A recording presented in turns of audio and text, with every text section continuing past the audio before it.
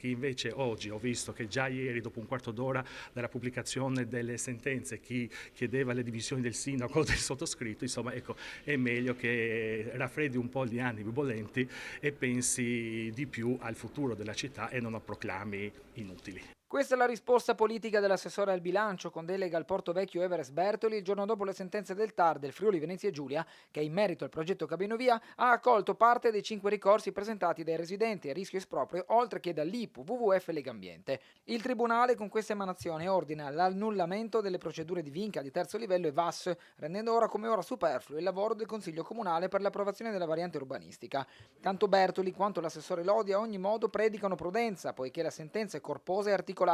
per cui è necessario attendere l'esame dell'avvocatura comunale. Sono 242 pagine di sentenze, erano 25 i motivi dai quali mi risulta che 23 sono stati respinti. L'avvocatura comunale in questo momento sta lavorando per fornirci un quadro completo. Non appena sarà terminata questo lavoro sicuramente parleremo per esprimere un giudizio compiuto e capire e decidere i passi futuri su questa importante opera. Io direi di tenere i piedi per terra, ovviamente ci sono queste pronunce del TAR, bisogna prendersi il tempo di valutarle da un punto di vista di legale, quindi con l'avvocatura del comune in queste ore si riunirà e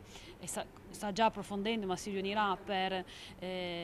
valutare l'esito di questi procedimenti e quindi le pronunce del TAR stesso. Sono sentenze comunque articolate che quindi vanno sicuramente approfondite e che riguardano procedure sia comunali che regionali, quindi la VAS e la Vinca. Per quanto riguarda il comune, quindi gli atti che riguardano l'annullamento degli atti del comune, ovviamente noi faremo le nostre valutazioni previo parere dell'avvocatura. È evidente,